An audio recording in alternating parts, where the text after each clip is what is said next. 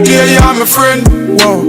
One more year on them. At our fight press. So you can with day till the end. Real from me heart, no pretend. Yeah, yeah. Happy birthday, you're my friend. One more year on them. Miss Collins, how you doing, baby? Yeah, yeah. Year on them. More life to you can with day till the end. Real from me heart, no pretend. Yeah, yeah. Happy birthday, you're my friend. One more year on them. Give thanks to life. Next year we do it again. Happy birthday, you're my friend. One more year on them. Blessings, blessings, blessings, blessings. How you guys doing, man? I'm in a celebratory mood for multiple reasons. I'm celebrating Marcus Garvey's birthday today. Yes, yes. Also celebrating Hot Off the Press birthday today. Shout out to Hot Off the Press. This is her soundbite right here. Something not right, my wisdom warriors. Something is not right. Yes, yes. Tell about them. That is her soundbite right there. That is her signature soundbite. So I want to say shout out to Hot Off the Press. Blessings and abundance to your mama. Guys, the link for her page will be in the description. All right. Yeah, I'm also going to drop her PayPal link in the chat. You know what I'm saying? For those that want to bless her up, you know, you guys have seen, you guys have gone over there and checked her work. You probably subscribe. So if you want to bless her up on the PayPal, I'm going to offer that opportunity. This live is a unique one. I am going to be joined just for a few seconds by the UIC president. You know, it's Marcus Garvey's birthday. You know, I'd send him the link to the live, and you know, he requested, you know, not requested, but he said, you know, if I would like for him to come on for a few minutes before I go into the content, I should just shoot him the I should just shoot him the link, the StreamYard link. Alright, so let me try calling him so you can get the message and realize that, you know. I don't know if he's watching right now. Hopefully he gets that. Alright, so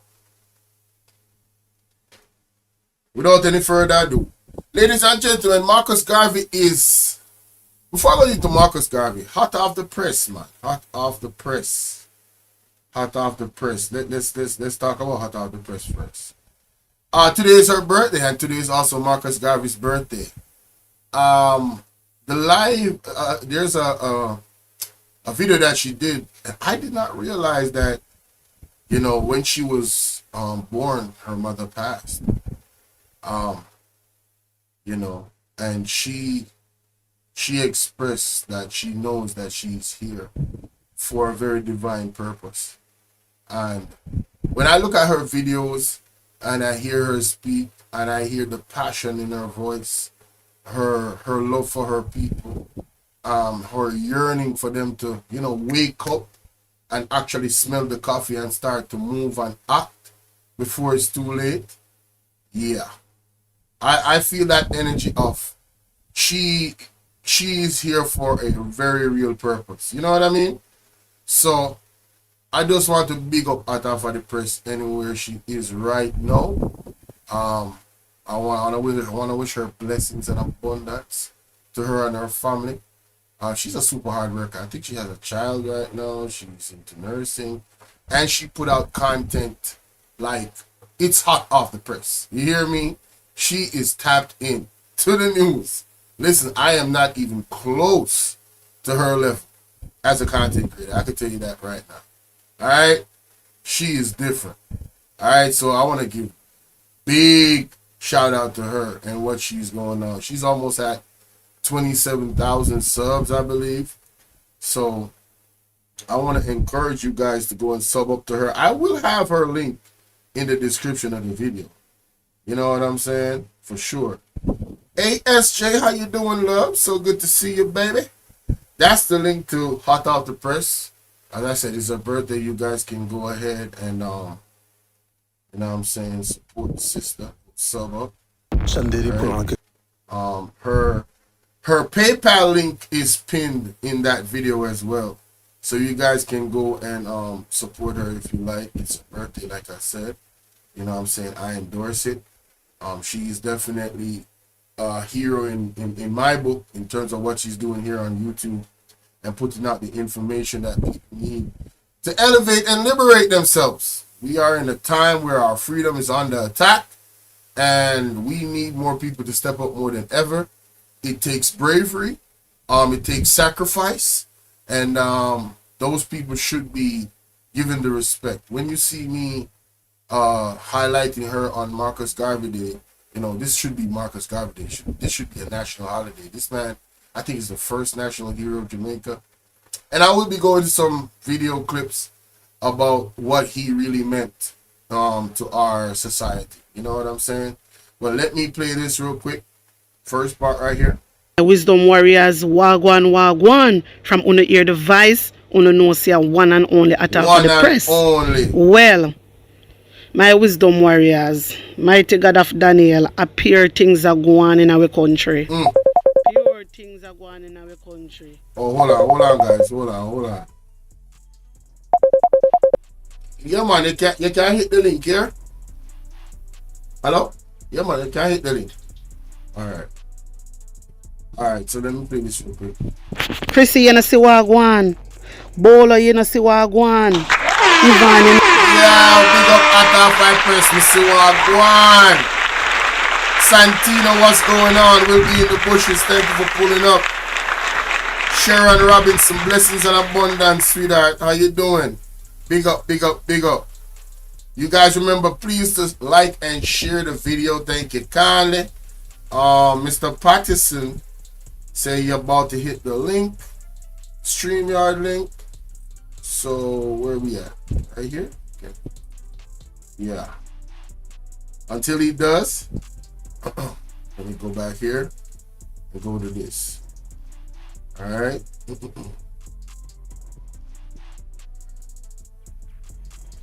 See Wagwan. Director, make security forces to get them out. My Wisdom War. Don't forget, guys, tomorrow is going to be my birthday. Yeah! That is today. This video was done yesterday. Alright, today is her birthday. Like I said, I want to say happy birthday to ya. Happy birthday to ya. Happy birthday.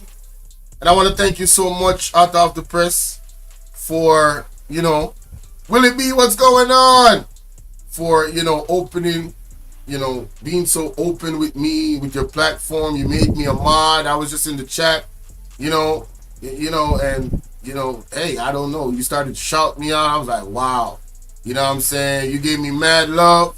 And, hey, I appreciate just you not, you know, those things are added things, but just for what you do on the platform here on YouTube, you and Talk Your Mind TV, I want to give you guys massive respect for what you're doing. Shout out to Antoine in the building, man. What's going on, my brother? Willie B? Boy. Good to see you guys popping in the chat. Nightbot, what's up, Nightbot? So, you know, I gotta give her massive respect for what she has done. You know what I'm saying? So I want to play this song right here for her and Marcus Garvey and his philosophies and his words. I hope that they sink into the soul, the mind, the hearts of our people, so we can know innately what we need to do to, you know, enable our liberation as a people wherever in the world we are. You know, our growth, our development, you know, us building, and it's not going to be all of us, because there's always going to be Judases. There's always going to be that. And that's why the Marcus Garvey story is very, very important. For those that don't know what happened with Marcus Garvey, he was one of the first deportees. I'm talking about a man of mad integrity, a man that had vision for his people, was deported from the United States of America. And when you hear what he was deported for, oh my God. Boy, listen. Man, you can't make this stuff up, boy. But this song right here, I know I probably gotta cut this out when the video end, but now I wanna play this clip so you can understand why and what Marcus Garvey was deported for. Listen to this, ladies and gentlemen. Like I said, I can't make this up. I cannot make this up. Then I'm gonna go to a 10-minute video where they outline what he was trying to achieve and how the FBI and Edgar Hoover or something like that, his name, got involved in literally, you know what I'm saying, stopping this man from achieving his objective to empower our people. All right, so let's get it. Not a good performance by Garvey. In his closing statement, Garvey's voice carried clear through the corridors and out to the street. I want no mercy, only justice, justice, justice.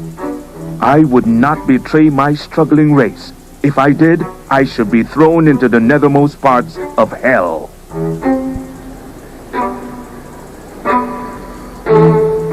After a 4-week trial, his 3 co-defendants were acquitted, but Garvey was convicted and given the maximum sentence of 5 years in prison. Hoover's agents had the UNIA under surveillance for years in search of damaging evidence.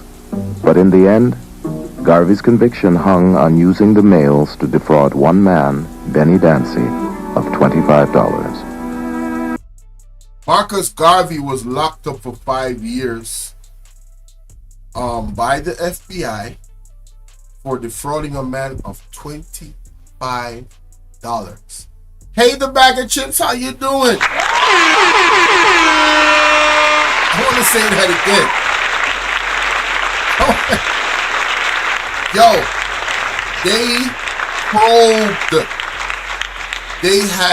they had an FBI agent under the code number 800. I'm gonna play the video.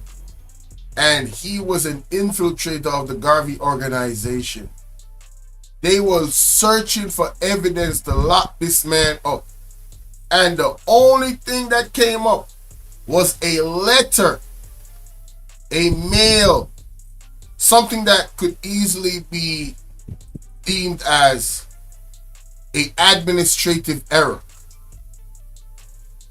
So they charged him for frauding a man of $25 US. I didn't say 25,000.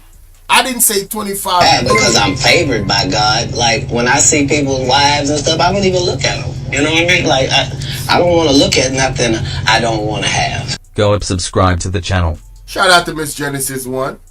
Got your message. Salute to Miss Genesis. I didn't say $250,000, ladies and gentlemen. I said 25 US dollars. All right. Marcus Garvey was locked up for 5 years. This man was deported. This man had an organization of black people that was 4 black people working together, pooling up their money, group economics, so they could have ownership. And the FBI, they wasn't talking about violently taking over the United States. They wasn't talking about overthrowing the government. These people were 4 black only, living and depending. Go up, subscribe to the channel. Shout out to Miss Genesis subscribing to the other channel. They were, you know, within themselves, you know, depending on themselves, working together pooling their monies together to own their own, grow their business through the organization because they had a man of vision in Mr. Marcus Garvey. You understand? And next video I said $25 US, y'all. 25. I want you to understand that there are entities out here that with all our efforts to actually come together as black people and really unify and do something positive for ourselves, there's an enemy out here that literally will go as far as use your own people to infiltrate your organization. This is what happened to Marcus Garvey, the first black FBI agent. We couldn't even get in the FBI back in those days, but just to infiltrate, because remember, this was a black organization. The white man couldn't infiltrate because he didn't have any access. It was all black everything. Like I said, these people weren't trying to overthrow anybody. They were trying to build themselves. I don't see anything wrong with that. Do you? Do you? So, I hope that whoever needs to hear this, it reaches you. And for the ones that are actually watching, please like and share the video. You understand what I'm saying? So more people can actually, somebody you know in your family that really needs to hear this. Because they be thinking, when people talk about the enemy or the quote unquote white man that has been actively doing all they can to slow us down or not have us rise up and be independent, people say, oh, you're being a victim. No. The evidence, the evidence historically is enormous. I'm not saying we should not unite and actually go out there actively to build and grow. No, that's not my point. My point is you have to understand that there is a devil or devils, small group, right? I'm not saying a whole race of people. I'm saying a small group of devils that are out there looking to slow us down or stop us in our tracks as soon as we start to talk about building and being positive and growing.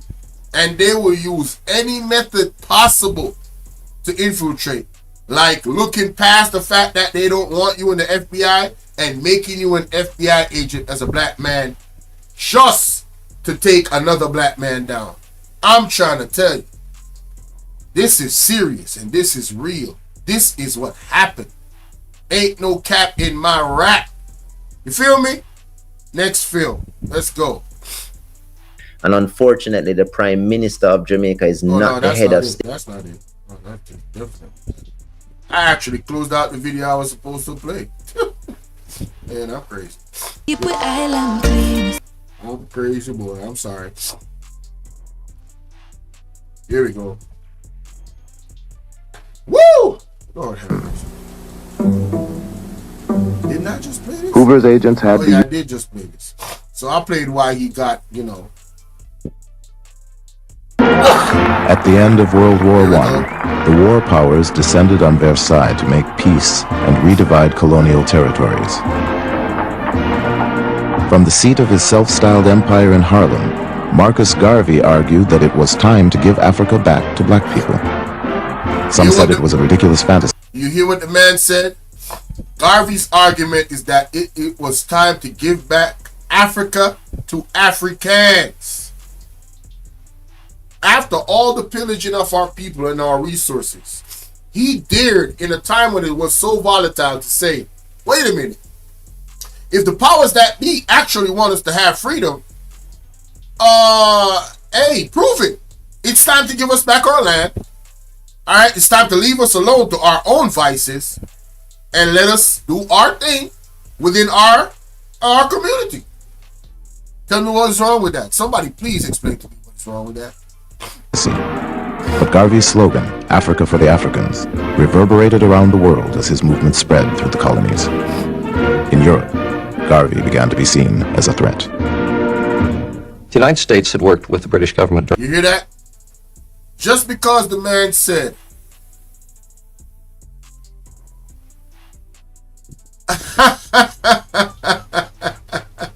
you ain't bullish.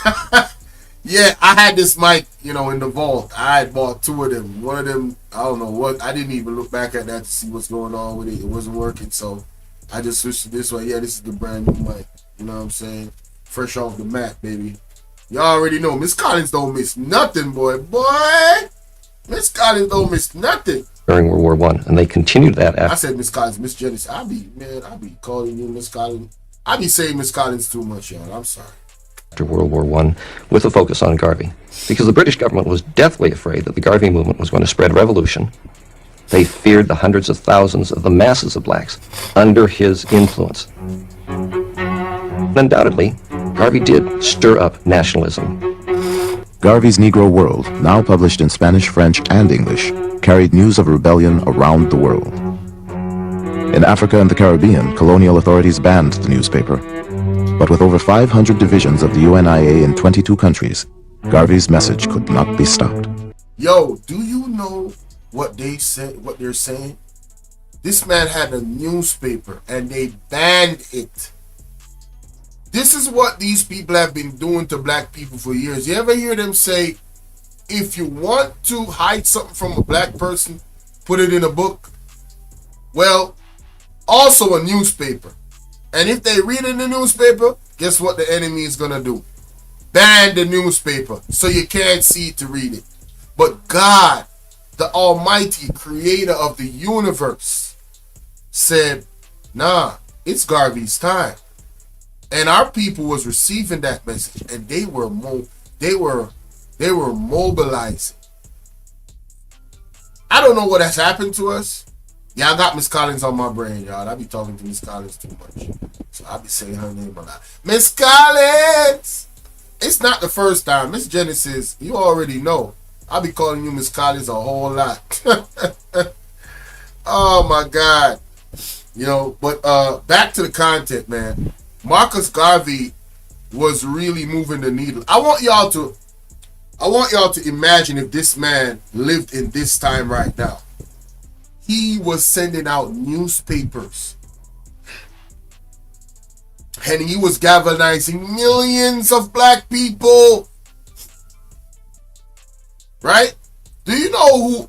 this is not a good reference in terms of the character of the individual. But Marcus Garvey would be the Mr. Beast of YouTube. If y'all don't know who Mr. Beast... I'm talking about in terms of numbers. If Marcus Garvey was alive today in this era of technology, he would be the Mr. Beast of YouTube on this platform. And let me tell you why. The pull he had when there was no internet of those millions of people, multiply that by like 100. And you would understand the impact he would have in this era in terms of numbers. That's the only reference I'm making in terms of numbers, not the character of the individual, because Mr. Beast's character is on the question right now. There's a lot going on. So I'm just talking about the numbers that he pushed. Mr. Beast have hundreds of millions of subscribers. I think Marcus Garvey would have 1 billion subscribers if he was living in this time right now. All right? I'm just telling you. That is how impactful this man would be. All right? And this man is one of my heroes. Top 5. Top 2. You know what I'm saying? He right there. He the GOAT or he 1B. All right? I'm just trying to tell you. In the United States, black troops returned from World War I with high expectations for change. But they returned to a country that was not ready for equality. A country increasingly suspicious of radical political movements. In this unsettled climate, Garvey's appeal to disgruntled African Americans with military training sounded an alarm. So they were, Russell, what's going on, my brother? They were uncomfortable with the idea of black men that just came from fighting for the country, coming back to their country, and actually look to build their own community with their own people. I want y'all to put that in context. The government of America was worried about black military men that just fought for their country in World War I, I believe, coming back to America to go within their own communities with their own families to build the black community,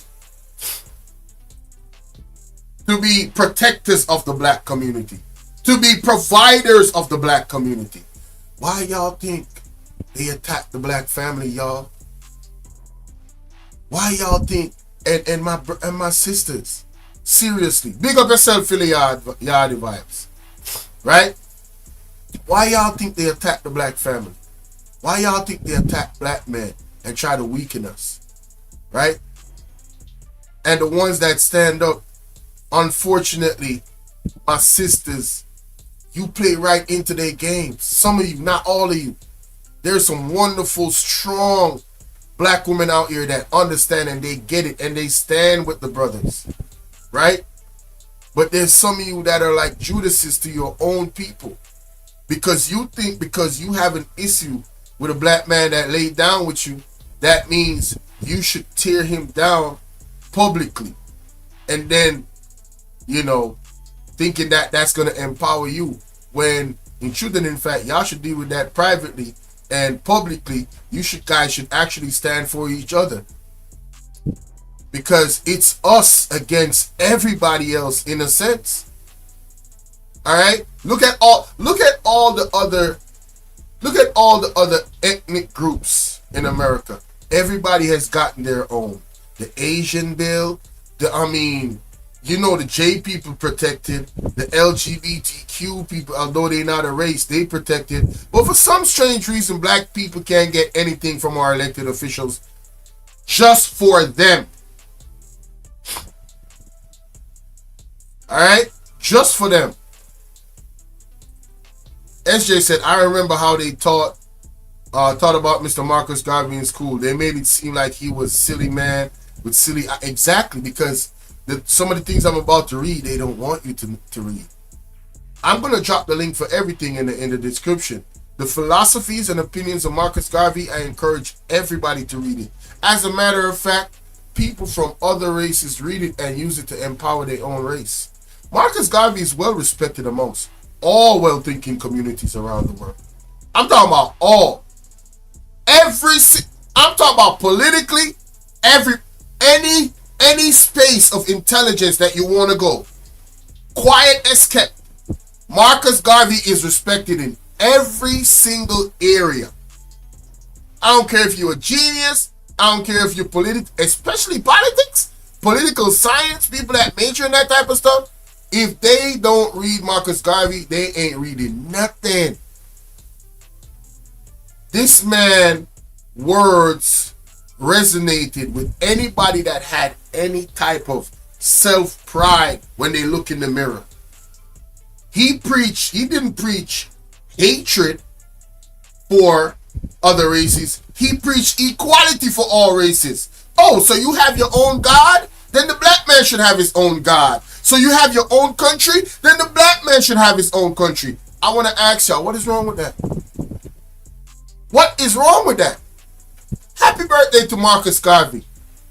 I'm glad I have an opportunity here to express how I genuinely feel about this legend. You understand what I'm saying? A powerful black man that was actively leading our people into greatness. I'm talking about everywhere in the world, this man was connecting black folks. One single Jamaican in America. Through his words, his papers that he put out, when they read it, it resonated with the people. It was a time where black people was going through the most, man. We was in a war in America and we didn't have respect from the Caucasian man. But we was good enough to go fight their war though. And some of our brothers that decided not to fight the war, like Muhammad Ali, what happened to him? Shout out to Double Speaks, my brother, the pastor, pulling up on me. Appreciate you, bro. What happened to him? Man, they tore down that man's whole career. Why? Because he didn't want to fight in their war. Well, he didn't get respect in his own country. Make that make sense. He said he was 52 at death. That I didn't realize. Yo, tell me. Attorney General Palmer decided that there needed to be a special division of the Justice Department. He called it the General Intelligence Division. And he picked a young Justice Department attorney who was really unknown at that time, but must have been known enough for his diligence, and his name was J. Edgar Hoover. Garvey really gets pinpointed. Hoover, the Justice Department, were clearly hooked on a fixation on Garvey, which would before long become a vendetta. J. Edgar Hoover. You heard what he said? Full obsession over Garvey till it became a vendetta. Ladies and gentlemen, they locked this man up for a letter, a mailbox, quote unquote fraud of $25 US. 20. There was nothing else they could pin on this man. He was damn near perfect. $25 US. You hear me? Yo, how many people right now, screenshot Pappy, salute. How many? Okay, Mr. Patterson saying that he's having a lot of rain, he can't hit the link. I'm just going to text him back. He good. How many people you know right now, politically, that is under investigation here in Jamaica and otherwise for millions and billions of dollars, hundreds of thousands of dollars in fraud? I'm talking about allegations.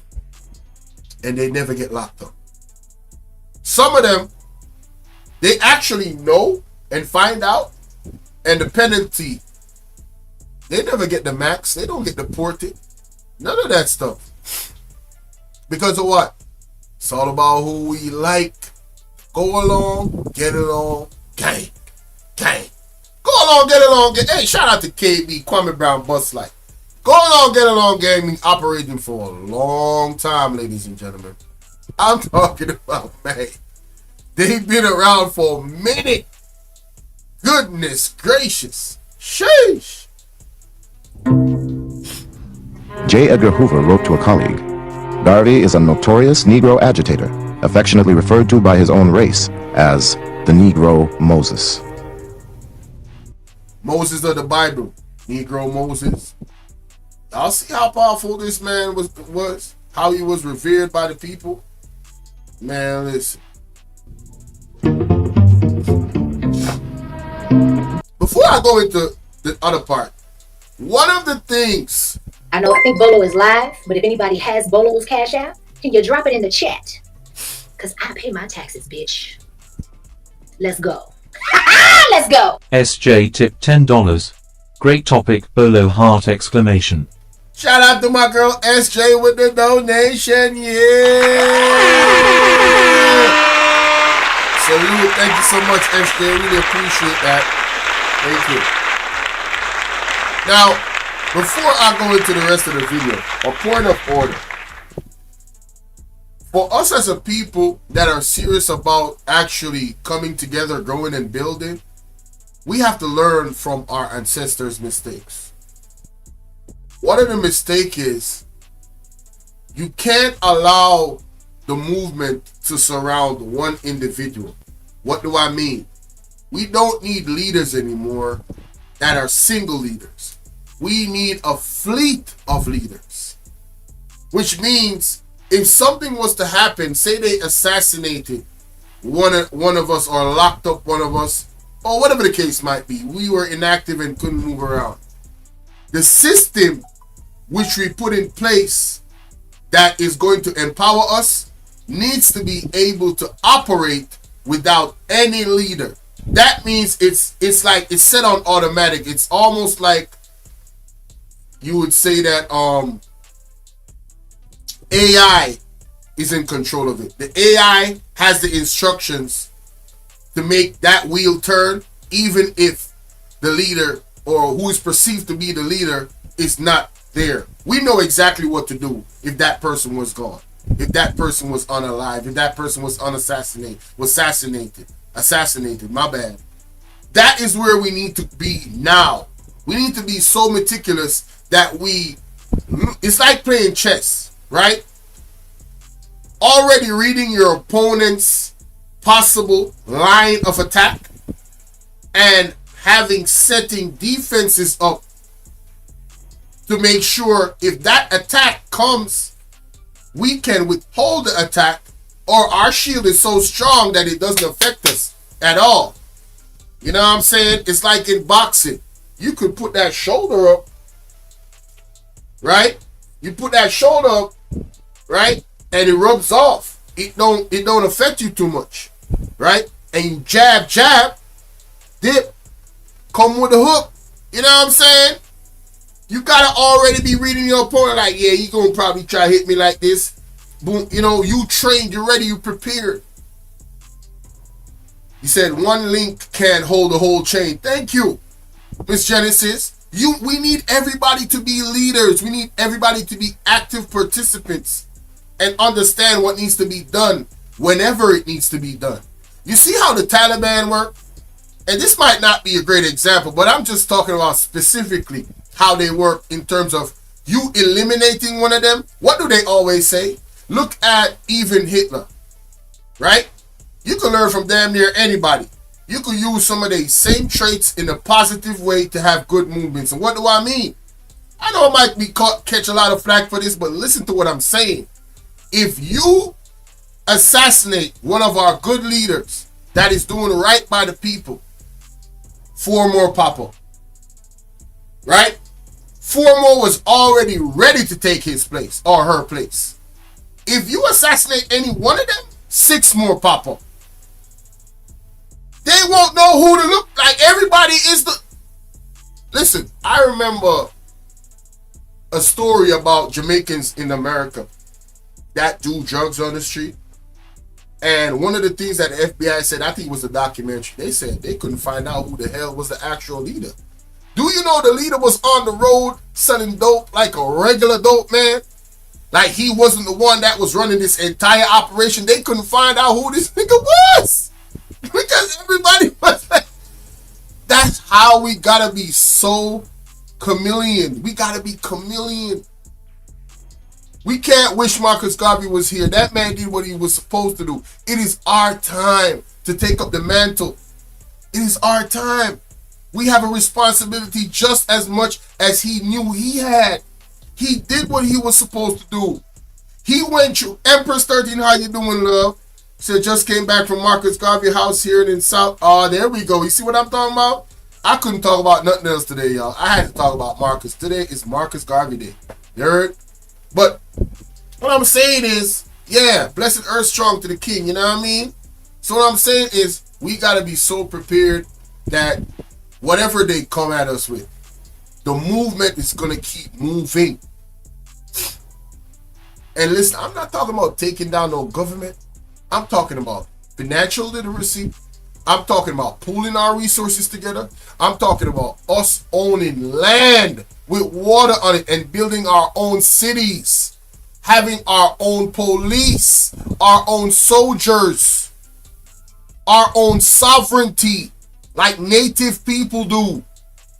There is an actual way to claim that.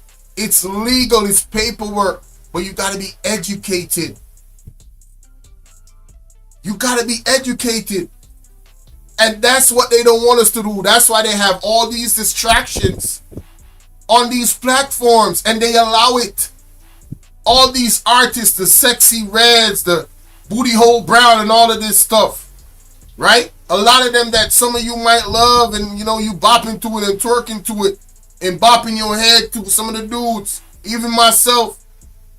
But if I'm going to keep it a stack and I'm going to keep it real, we are in so much deep-ish that if we not really getting up every day, actively working towards our liberation collectively as a people, oh yeah, we done.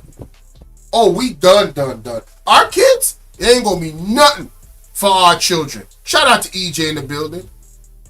He said, Bolo, I'm thinking about the Maroons But I need more facts. Yeah, all you gotta do is reach out to the Maroon leader, Chief Curry. Man, I'm considering actually becoming a citizen of the Maroon and having dual citizenship with Jamaica, because I'm not taking no NIDS, man. I'm not taking this new ID, this slave thing that they coming with. Hell no.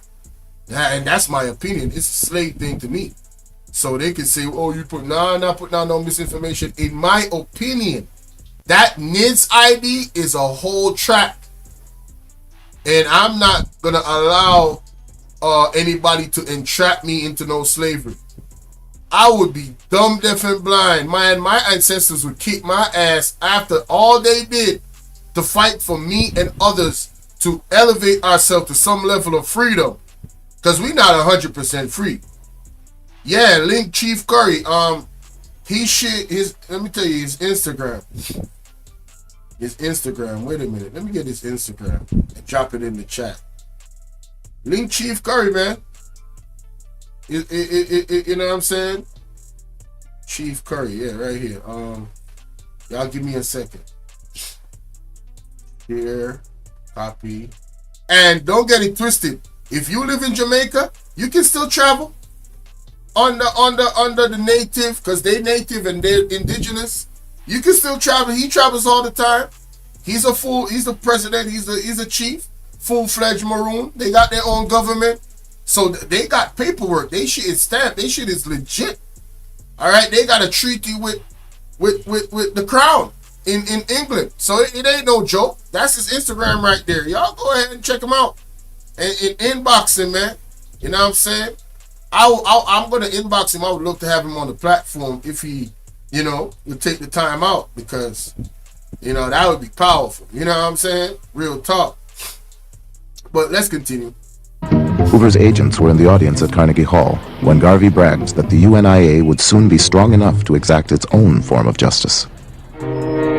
When those crackers lynch a Negro below the Mason-Dixon line, since it is not safe to lynch a white man in any part of America, we shall press the button and lynch him in Africa. Yo, I did not know he said that. Damn. So Garvey wasn't playing around. Sheesh. The agent reported that Garvey's address was met. And for full context, we talking about African Americans in that time that was being lynched. They were treated like animals, hung in the street. So I could understand a man that's looking at us being strong and being free. And a man is supposed to be a protector. So what the hell you think kind of mindset he gonna have? You think he gonna be smiling with the enemy? I'm talking about people that was lynching us. I want you to put it in context, because you got to go back to understand the mindset. They were seeing our people being unalived in the street. And the reason why they did it is to get to us mentally, so we stay in our place. But Marcus Garvey had the cahoots, the balls, the gall to stand up as a man, a strong black man, and say, listen, we gonna organize, we gonna unite, and we gonna stand up with strength and protect our own. All right, and salute the goddamn dad. Hell yeah. Met with great applause and much Africa, we shall press the button and lynch him in Africa. The agent reported that Garvey's address was met with great applause and much excitement. So the people, that's what they're afraid of. The people was co-signing what he was saying. What you expect? You killing off their brothers and sisters in the street. What do you expect? White man, what you expect? J. Edgar Hoover had long relied on casual informants, but now, in his determination to go after Garvey, Hoover hired the first full-time black agent in the Bureau's history. Yo, Marcus Garvey was so powerful that the FBI hired their first black FBI agent in history. If you didn't know that, you gotta understand how significant that is. Their first FBI agent that was black was hired to take Marcus Garvey down.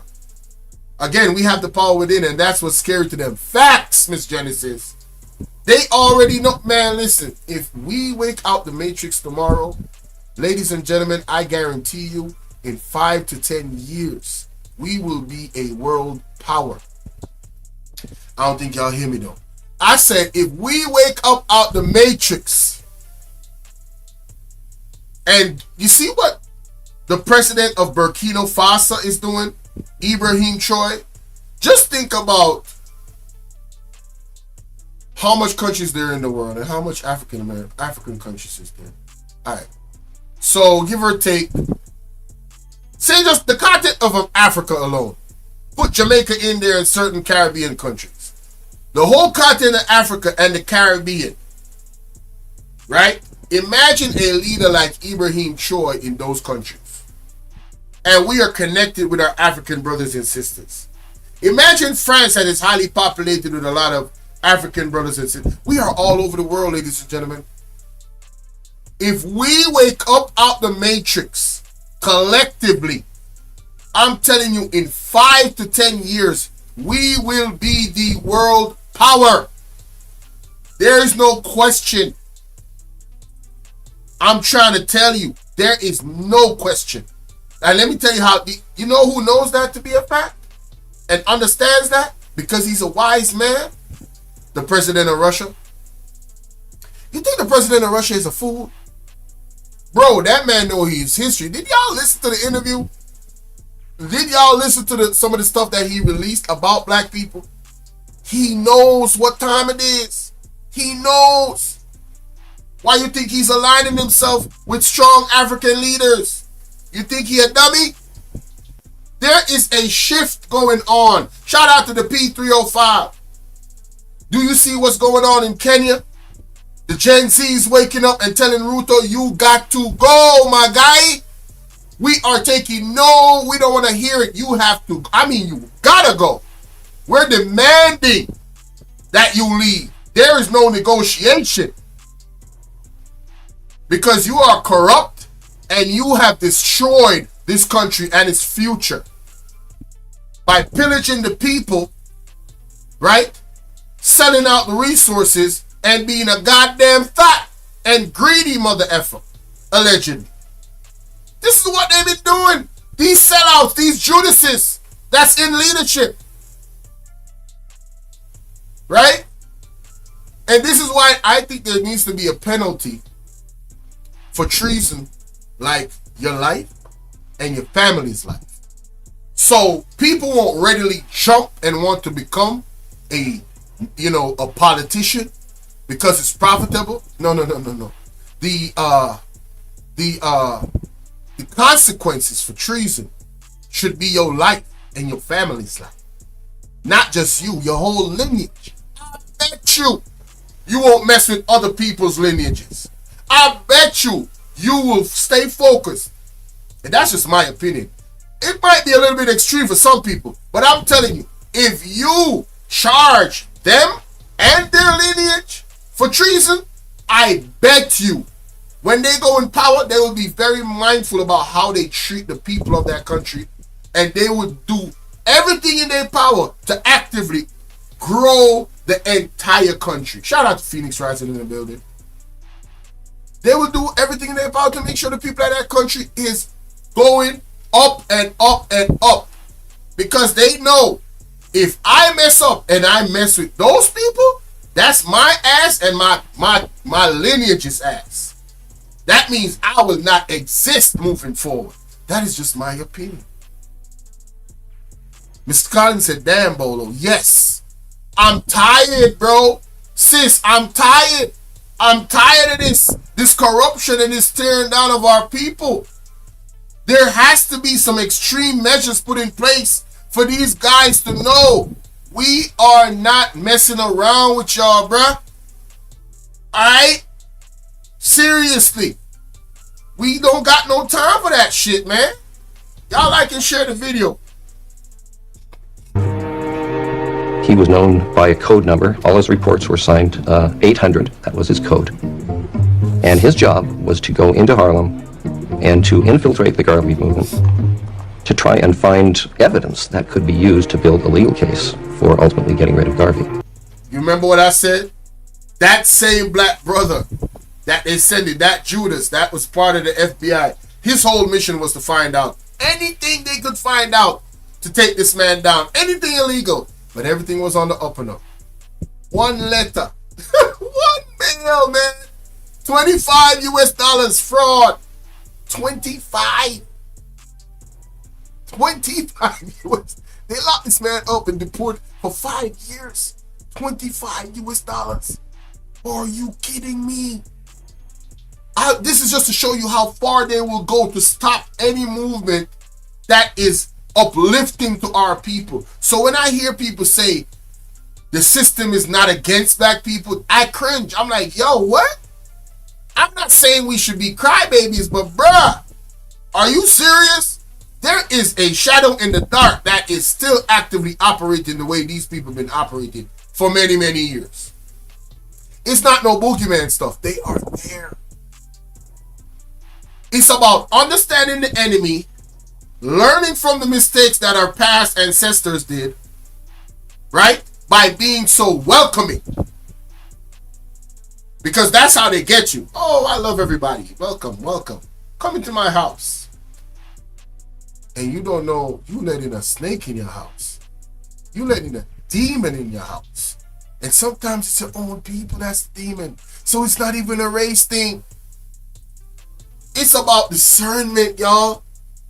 That's why we gotta really lock into God. God gotta be the center of everything we doing. If we truly want to build a house strong, God gotta be the foundation, baby. I don't care what you're talking about. Because we are, what's that saying? We are fighting against municipalities and principalities in high places. And that's a fact.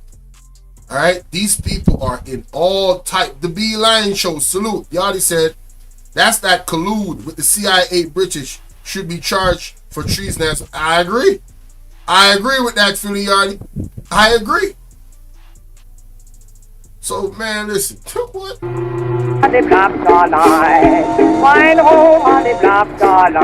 The idea comes to Garvey that black people need a shipping line.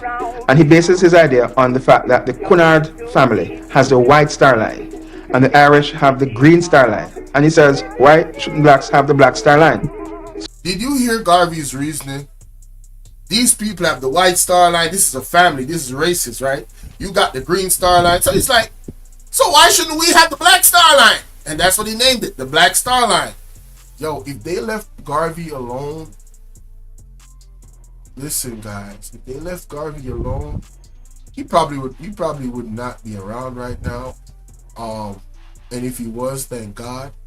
But the legacy he would have left of ownership. I'm talking about these people were making their own clothes.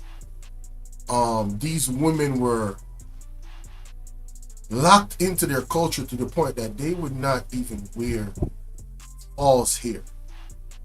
So their monies was staying within their community. These same people within the Garvey organization was actively funding the organization with their own money that they worked. And they was working in the organization from the jobs that the organization created. Salute to you, Miss Genesis. You know it's love. Right? So what the J people do, Draft, what's up, my Caribbean brother?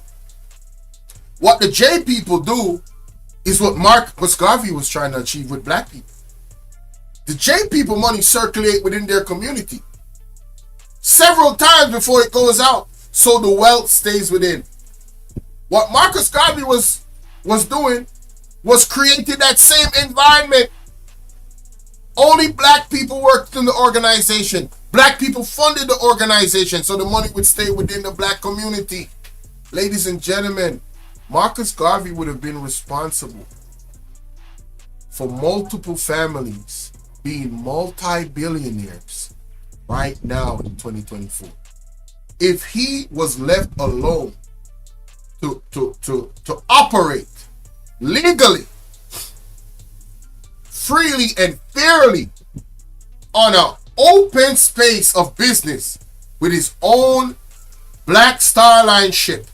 Obviously, people gonna make mistakes. But I'm telling you, first mistake Garvey made was he took the advice of people that infiltrated and bought a ship that was, one, not so functional, and two, did not worth the money. He paid like 3 or 2 times the prices of that ship. But guess what he did? Shortly after, raised the funds, made that mistake, and went right ahead and moved forward again. Listen, man. He got knocked down, came up and said, bop, bop, bop, bop. And they was like, okay, so we can't stop him this way. We got to find some other way to stop him. This is what I'm saying. We got to make sure that they don't have no way to stop us. Because there won't be just one. Everybody understands the mission. Everybody understands how to get it done. Down to the baby. I'm talking about from the baby come out. The baby in the womb should be listening to certain type of audio of empowerment. Feeding their mind. So they come out the womb like, yo, I'm Marcus Garvey in this bit. Right? That's, man, listen. We have been in a place of such weakness. We gotta be so actively involved in getting us. I'm talking about we gotta be maniacs. I'm talking about good maniacs. Right? Yeah, there's good maniacs. Positive maniacs. We gotta be maniacs in present positive word to our people. We are so mentally messed up, y'all. We got we have issues with ourselves, low self-esteem. We don't stand tall beside other races and really feel proud like the way we should. Am I lying? We need that king. How you doing, Miss Chicago? See, that's energy right there, because she's one of them that always be calling me Prince of Jamaica and giving me that type of respect. We need to have our children really walk around like, yo, I'm a prince.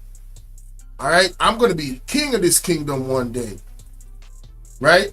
And they should understand that there is never gonna be one king, because that's the way they chop off the head and the tail dies. No. We need a system of multiple heads. Pause. Yeah, that's what it is. So it is a vision of grandeur. Black people were routinely Jim Crowed on ocean-going liners. Black folk paying, say, for first-class accommodation often had to travel in third-class accommodation. Black people on ships had to eat after the white people had finished eating. So all of these... Man, oh man. Can y'all imagine that? Tell me how y'all feel right now. Listen, and I'm not trying to incite no violence. I'm just saying. Tell me how y'all would feel if you was living in that time and you was on these ships cruising and you were seen as a less than a man, to the point where you had to eat in these spaces after white people. Isn't that treating you like a dog? Am I bugging? Problems Garvey was trying to address through a shipping corporation. His ships would carry more than passengers.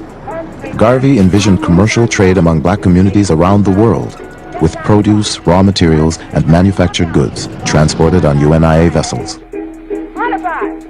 The Black Star Line was in some ways Garvey's Empire State Building. It was this monument to black commerce in the same way that... I love that analogy from this lady. I love it. It was like his Empire State Building. Isn't that what you said? UNIA vessels. The Black Star Line was in some ways Garvey's Empire State Building. Right. It was this monument to black commerce in the same way that the Empire State Building was this citadel of white capitalism. I love what SJ just said. SJ said, we have to quit looking to people to validate us and turn to God for our identity.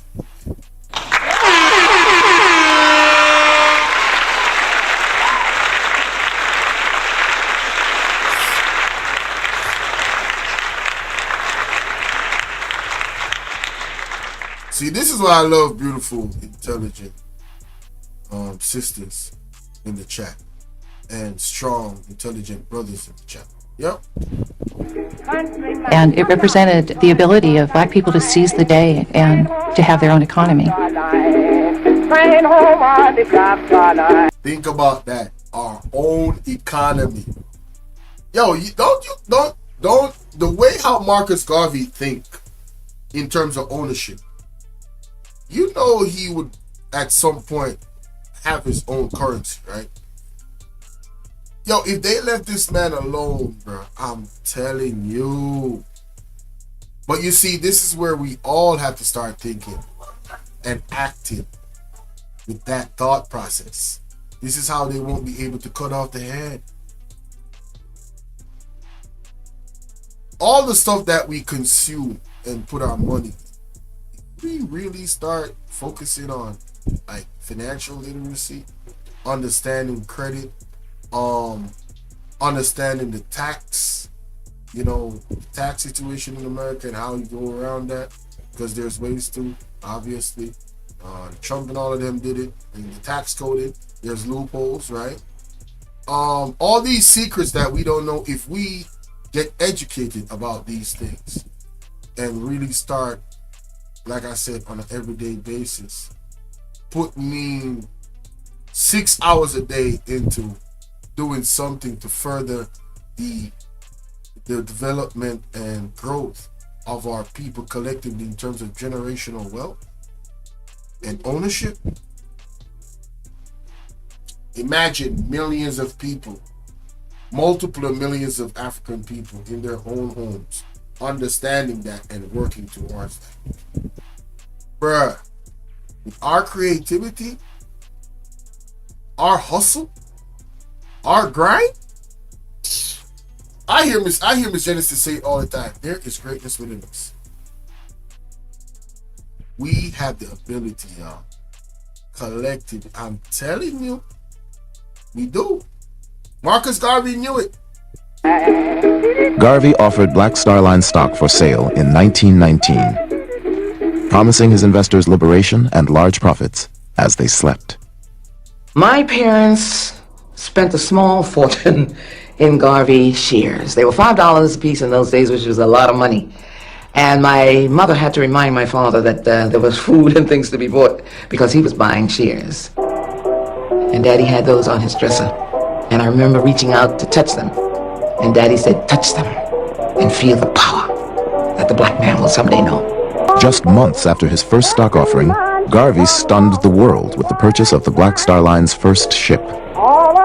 Hey, I want y'all to understand how powerful a black man that understands himself is to his people and how he can galvanize them and lead them into the right path.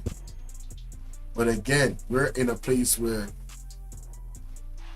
I repeated this a few times, we gotta have multiple kings and multiple leaders. Yeah, we got to.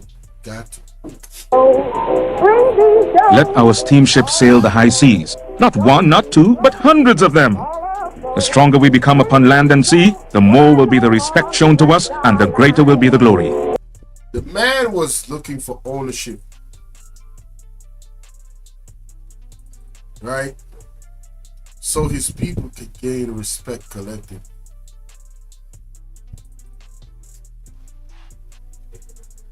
Money, power, respect, baby. Money, power, respect. Yeah, they look fresh, right? The SS Yarmouth, a 33-year-old wartime coal boat that Garvey planned to rename the Frederick Douglass, would set sail with an all-black crew under the command of Joshua Coburn, the black captain. One bright November morning in 1919, Garveyites assembled on the pier at 135th Street in Harlem to witness the launching of the Yarmouth.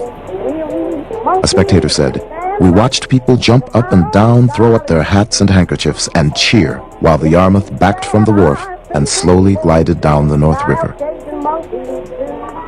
The ship appeared to embark on a spectacular ocean voyage, but because Garvey had not finished paying for it, the Yarmouth went only as far as the 23rd Street Pier.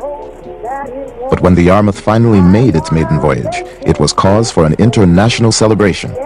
The president of Cuba threw a banquet in honor of the crew, and members of his cabinet purchased shares in the Black Star Line. In Costa Rica, workers descended on the docks to... Look at that. That one, just making it happen. How, just to make it happen and show that how much support you can get. That's why I say it's going to take a small amount of us to really move the needle. Bro, I'm telling y'all. 10,000 people. 10,000. Not even in a city. 10,000 African Americans in America that has the same mindset and is committed to paperwork to actually come together and plan and strategize on how to build the proper ownership and build the proper catalog and grow their movement like this man did in a legal way. Man, oh man, 10,000. 10,000 y'all putting 100 US a month. That's $1 million US, y'all. That's 12 million US dollars in a year. Y'all got a joint account with everybody on it. However you do it, you know, business the man for that type of processes, and you got other people that are professionals that would know. Maybe you start a trust and everybody's name is, I don't know, LLC, whatever the case might be. And those funds go through their, you know, charity or whatever. I don't know how y'all would do it, but however it is, y'all can legally do it. I'm not a professional at that. I'm just saying, $12 million is a lot of money for 1 year. That's 1 year in you guys deciding to do this. $100 a month, US. 10,000 of you guys, that's $1 million, y'all. $1 million. Just trying to tell you. to shower the Yarmouth with fruits and flowers. It was announced that one of the ships of the Black Star Line would be coming to Panama and going through the canal. I was a very small boy at the time, and my brother and I were given packed lunches, sandwiches, and drinks, and were packed off to a place called Christchurch by the Sea, waiting to see this Garvey ship arrive. We got there at about 9, 10 in the morning, midday, no ship, 3 o'clock in the afternoon, no ship, but we were still there waiting. 9 o'clock, no ship. At about 9:30, 10, my brother put me on his back and we were on the way home. But the ship never actually came. There's no denying the fact that Garvey's Black Star Steamship Line was a wonderful symbol. It was a powerful symbol. But it was nothing more than that, I think, a symbol. The fact that people would come down to the docks waiting for these ships, in some ways is metaphoric for the wishful thinking that was largely at the heart of the Garvey movement. Garvey was betrayed by the few people he trusted to get the Black Star Line afloat. The man he asked to inspect the Yarmouth turned out to be an informant for J. Edgar Hoover. Infiltration, y'all. That's why it failed. Infiltration. The Judases, ones that were obsessed in taking this man down because of his vision. Not because, you know, of anything else. And, you know, Marcus Garvey and his team got to take responsibility as well. Because when you're doing something like that, you got to expect pushback. When you're saying certain things, you got to expect pushback. Right? You got to. But that's why I say we got to take the good parts and learn from the things that they actually, Du Bois, right? Take the good parts and learn from what he actually did. Take those good parts and learn from the bad things or the things that he made errors in. Telling you. That's what you got to do. The blueprint is there, baby. The blueprint is there. What African American family owns a shipping company in the world? Name one. If I don't know one, I don't know one, but name one. I sincerely doubt that there is any. I doubt it. You know how much money is on the sea? Man, oh man. Boy. And his hand-picked captain, Joshua Coburn, convinced Garvey to pay 6 times what the ship was worth, and then took a kickback from the purchase price. 6 times! So it was worth $1 million, and he convinced Garvey because of ignorance to spend $6 million. $6 million! And took some of the money from that. Ain't that something? If that ain't fraud, I don't know what is, boy. And trickery. Yet Garvey quickly raised and spent $200,000 on 2 more ships. Hear that? After he got knocked down by spending 6 times the amount for a ship, he quickly raised $200,000 to get 2 more ships. Man, oh man.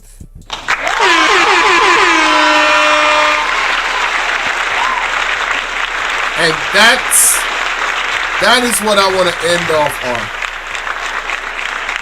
That was the essence of Marcus Garvey, because even when he got locked up and he got deported to Jamaica, he was still actively doing what he knows, doing what he knows. He started the Marcus Garvey Party, all of that. Still got fought, right? That man was dealt with like a dog in Jamaica. And trust me, we have been suffering for it because karma is real. You understand what I'm saying? When you got a hero like that did what, and because of ignorance too, because, you know, we on the plantation, right? So we see this man. Look at this man. Look at this picture. Look at how he presented himself. Right? Isn't that a figure isn't that a figure of strength? Right? Look at him. Isn't that a figure of strength? Come on, man. Hey, and perfect timing.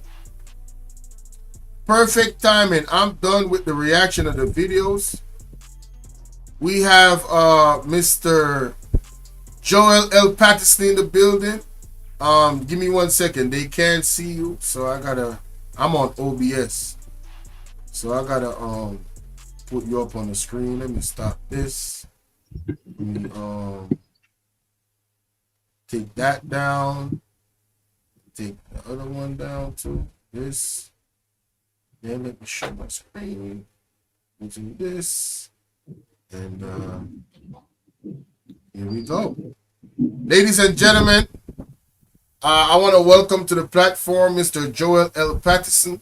He is the leader of the UIC, the United Independent Congress here in Jamaica, the 3rd official party of Jamaica. I had a discussion with him on his platform. It was the 15th of August. I would recommend that you guys go and take a look at that. I did a part 1 reaction to it. I got part 2 and 3 to do. But, you know, I sent him the link for this live. He saw the topic. And he said, you know, he's available to come up and speak with us for a little bit. So, introduce yourself, Mr. Patterson, to the platform and the people watching. Sure. Thank you. Can you hear me clearly? Yes, clearly. Wonderful. Better than the other day. All right. Wonderful. Excellent. Yeah, man. Well, my name is Joseph L. Patterson. I'm the president of the UIC, the founder of the UIC, which is Jamaica's official 3rd political party. We came into effect on the 2nd of December 2019. Our focus is on protecting the rights and freedom of the Jamaican people, ensuring that we have a safe, clean, and orderly country, a place where all of we can live, earn, and retire with dignity. And so we are very dissatisfied with the way the country has gone for the last 80 years under the same 2 colonial parties, which continue to hold, you know, direction of colonialism by, you know, oppressing our people while claiming to be working on our behalf. So I'm here to give Jamaica another option, to educate our people, to empower our people, to liberate our people. And so it's my pleasure to be on your program. Thanks for having me. Yeah, so the topic is Marcus Garvey, and I believe you're an historian to some effect, based off our last conversations, you know, quite a bit of history that has gone on, especially with freedom fighters for Jamaica. Yes. So I did a little, you know, I don't know if you were watching, but you know, I had. No, I didn't have internet for a while, so Oh I yeah, couldn't see. yes, you had told me that the rain was and lightning was going crazy down there. Yeah. But yeah, so you know, I was showing the people what, you know, Marcus Garvey looked to achieve, and how he was infiltrated by our own people. You know what I'm saying? So, you know, what would you like to add on your perspective on Marcus Garvey and, you know what I'm saying, his Well, sure. I mean, Marcus Garvey is really one of the greatest human beings that has ever lived. If you look at his background and where he's coming from, right? Marcus Garvey didn't have, you know, the kind of education that most of us maybe today have. He had to he was self-taught for the most part. He was born right here in Jamaica in St. Anne at a time when, you know, apartheid, you know, discrimination was rampant. The African was being downtrodden even more than they are today. And he was brave enough and forward thinking enough to offer his people an alternative, pretty much what the Jamaican people are seeing today in the UIC. So he created the United Negro Improvement Association. He created a political party, the first of its kind in Jamaica and the Caribbean. And he started to educate the people about the need to focus on three things. One is to become united, because as long as we're divided by tribes or political parties, or shades of our skin color or religion, as long as we're divided and we don't come together around the most important issue, then the oppressors will continue to oppress us. And so the first thing was to unite. But unite around what? Marcus Garvey wanted to unite around achieving our liberation, liberty, meaning true independence, a truly good governance system that will help us to achieve our maximum potential. And the third item, so the first is unity, the second is liberty, and the third item is empowerment. Because remember, the Africans that were enslaved, that were now just beginning to get some degree of freedom, they were kept for years ignorant. They couldn't read or write. It was against the law to learn to read or to write. So the African had lost a lot of his knowledge over that 400-year period. You know, a lot of knowledge was lost, a lot of competencies were lost. And so Marcus Garvey realized the importance of us uniting around not only liberating ourselves, but also becoming educated. But there's a wrong education and a right education. The one that we have been given is a Eurocentric education that is a wrong education. It causes us to be more regurgitators of so-called facts, as opposed to understanding knowledge, having wisdom, and the ability to apply that knowledge to create and produce and to be an economic powerhouse, you know, locally and globally. And so he was trying to direct us in that way. He also pointed out the importance of Africa for the African. So he wanted us to understand that while you have a country like Germany, which is for the Germans, and a country like Spain for the Spaniards, and a country like England for the English, he wanted us to have our own country that we know as Africa. So he would say Africa for the Africans. And so he wanted us all now to lose our love and affinity for anywhere else greater than Africa, for us to become African minded, and for us to make Africa into a united powerhouse as a continent, you know. And then the rest of us now in the diaspora, so the African in Jamaica, the African in the US, the African in Canada, the African in the rest of the West Indies, for us to see ourselves as African and join together in defending the motherland, defending our rights and freedom, and learning to build and create together to becoming a economic power as a race. Let me ask you, Mr. Patterson. Given the time that Marcus Garvey was in, when he was actually achieving what he was achieving before he was, infiltrated by the FBI and other entities, how far you would think he would reach if he was alive right now and that movement was still going on? As an estimate, because you're a finance major, right? You work in Canada in the government, so you're an expert in that field. With your projection of that time in terms of the economy, and how impactful as an estimate do you think it would be on the black people, not just in America but in the Caribbean and Africa as well? Yeah, it would have been tremendous. Let's think about it, right? Marcus Garvey, by the time he was deported from the US back to Jamaica, he had already reached a mass of over 750,000 members of the UNIA in some 22 different countries, with chapters all over the world, right?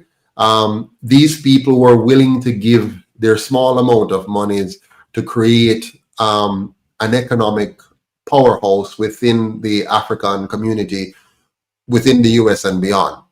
Had they not undermined Marcus Garvey, remember, Marcus Garvey wasn't perfect. For example, Marcus Garvey didn't have the kind of training and skills that I have in finance and economics back then.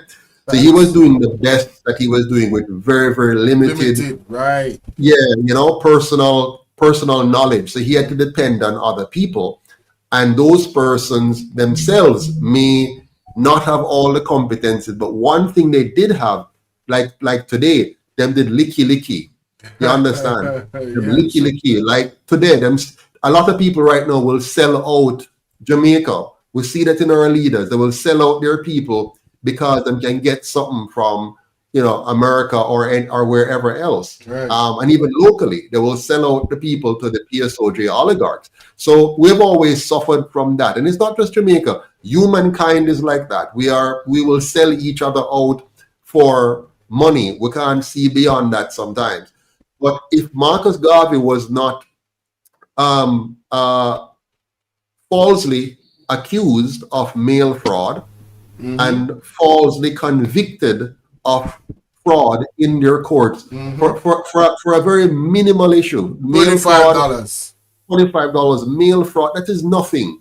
But it's not like he did anything wrong. They just wanted to get rid of him because he was doing something right. Yes. What was he doing right? He was causing the black man and woman, the African, to have a sense of purpose, a sense of mission. Before Marcus Garvey, they were adrift. They were existing in the US and the Caribbean without purpose, without a vision, without any direction. And so they were just a part of another man's economy. They were simply an element to be used and abused and disposed of. But Marcus Garvey gave them a vision and a mission and a purpose. And a key part of that purpose was to become productive. Not just productive as a slave or a worker, but to become productive as an entrepreneur, to become focused on the need to form cooperation, to cooperate in building businesses, in building wealth, in creating opportunities for your own kind, in building out an economy that would make them a militant force, because he was also militant. He realized that you cannot just exist and not create a militant arm to your development, because you have to be able to defend yourself. And protect what you have. Exactly. So while he was doing that, though, the weaknesses of the people around him became more evident, because remember now, many of these people were just learning, like them believe in him, they love what he's doing, but they may not necessarily have the competences to help at the right level, and so that stressed him out, right? That's strain him in that time, like I said before, in that time, they were not teaching them, educating them, so they were at a disadvantage.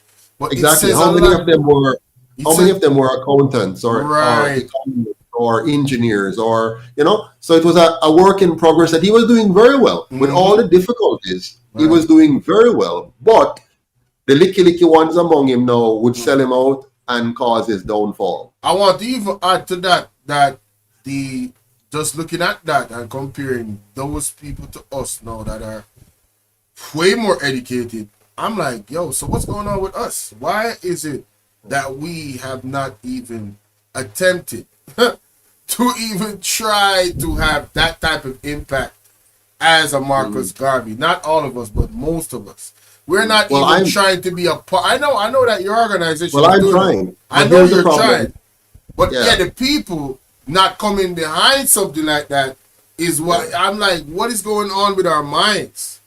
Well, I tell you what's going on. Remember, you see, education, the lack of education, or having the wrong education can be a hell of a problem, right?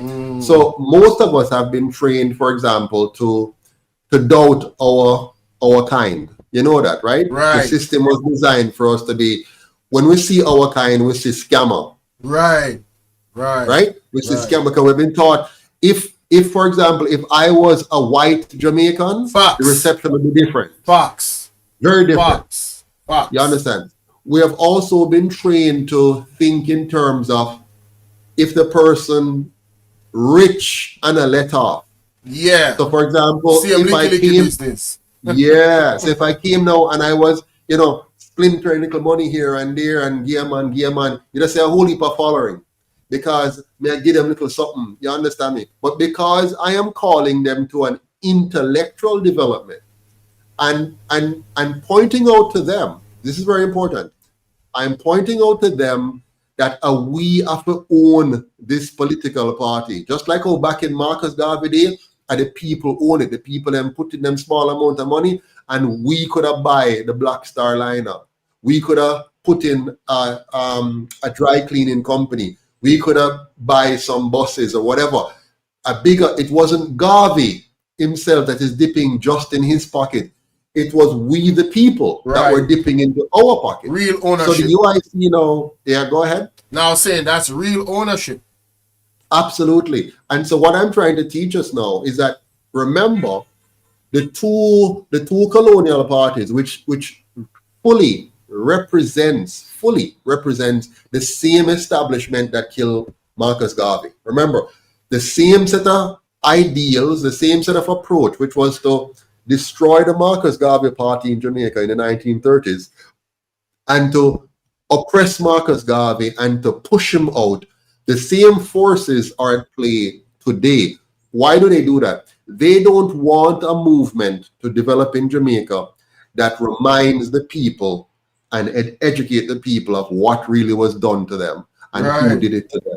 Right. Because if the people get it to them, the people minds are reconditioned and they now fully understand how they were tricked by, first of all, they were tricked by and by the way, this happened a long time. If you go back for a little bit, this is going on a long time. Let's step back for a bit.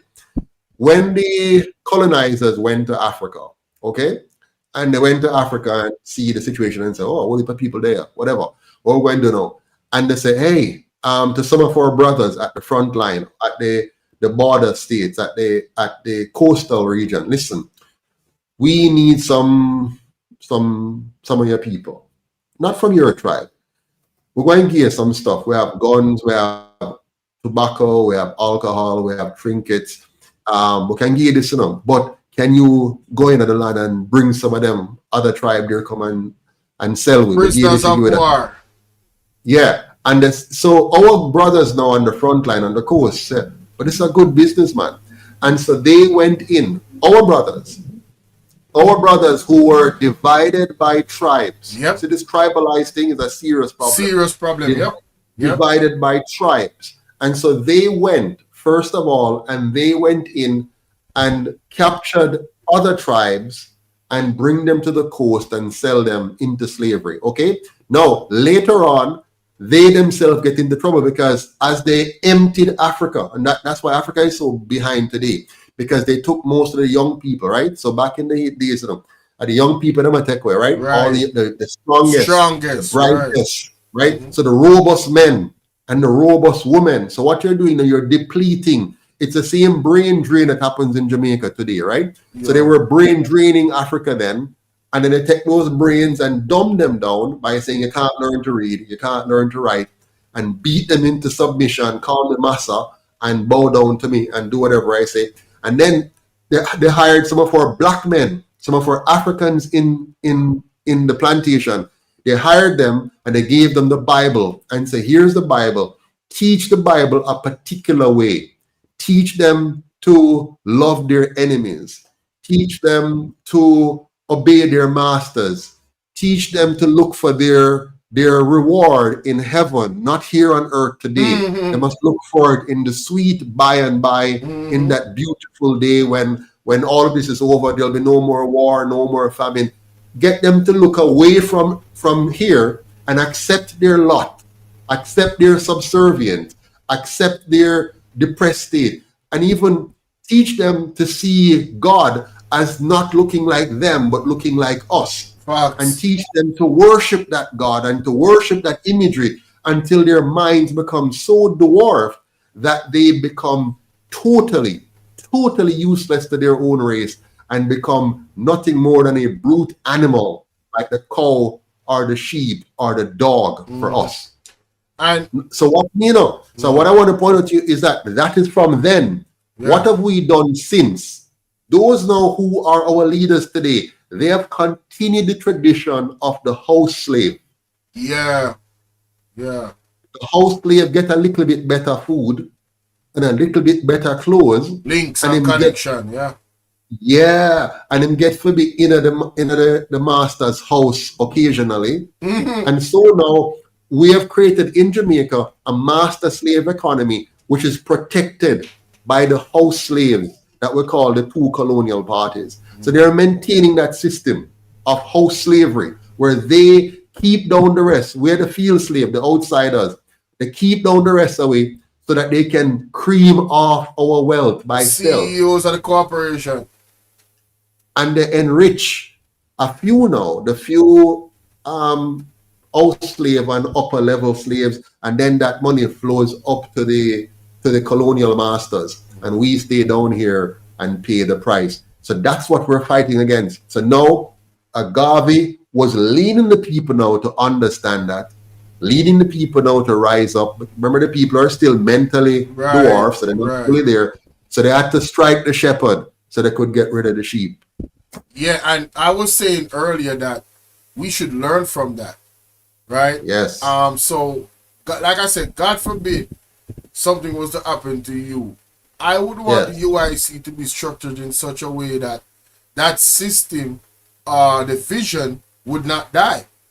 There are people that is there that understand what needs to be done to achieve the goal. Because this is what they have done forever and ever. They chop off the head, kill the leader, and the movement dies. We cannot afford that anymore. We got to have multiple leaders. Well, and we have to make sure that they don't kill the leaders. Well, I don't want that happening, but that is something. That is something that I know. It's a threat. It's a serious threat.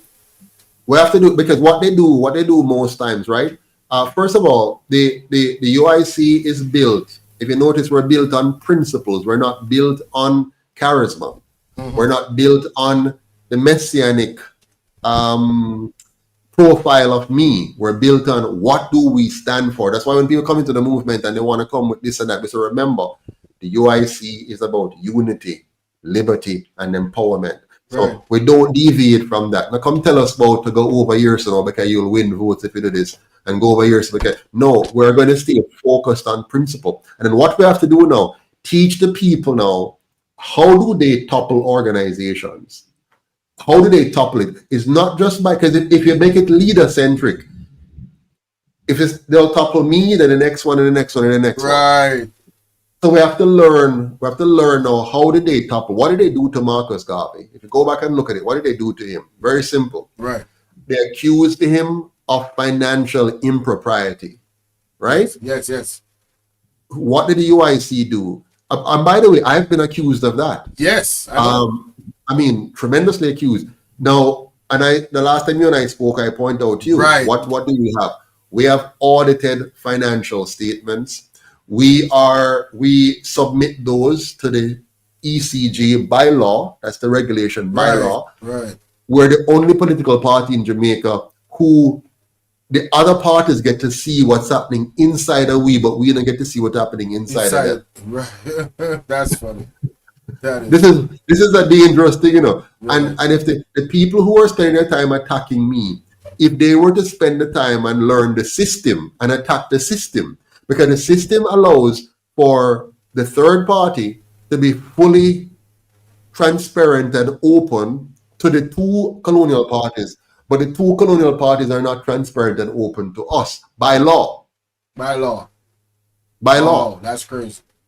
Yeah, so we have to show them everything, and they have no obligation to show you. No obligation to show us anything. None at all. They can call tomorrow through their registrar of political parties. Mm-hmm. They can say to her tomorrow, Miss Lafron, demand this of the UIC. Tell them I want to see this or that. And we would have to comply by law. While we can't go to Miss Lafron and say, we want to see this. For example, we can't go now and say, look at it, the Prime Minister of Jamaica and other members of his party are said to be in contravention of the laws when it comes on to declaring their financial assets and financial position and so on, right, with the Integrity Commission. And there's nobody that can get a solid, straightforward answer. Bam, Mr. Prime Minister, why have you not? And by the way, you don't have to do that. What you should have is, if he's not compliant, somebody should just, the police should just go to his home, arrest him, do a full search of his home and documentation, and get all the answers that is needed. If it was a normal citizen, that would be the procedure. Yeah, call in a forensic audit team, and everything is disclosed. Mm-hmm. And within 24 to 72 hours, all the facts would be out. With the people of Jamaica would hear, okay, here's the issue with the Prime Minister's filing. We have identified that he has assets of X billions of dollars, but we can't trace that to the source of the income that allowed him to acquire these assets. We're now investigating that.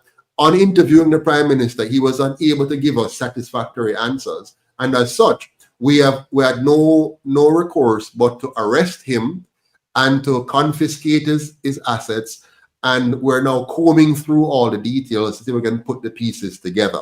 As soon as we're aware of the details, we'll let you know. We expect to have our next news conference in 2 days' time at this location, at this time, where the press can come and ask any question they may have.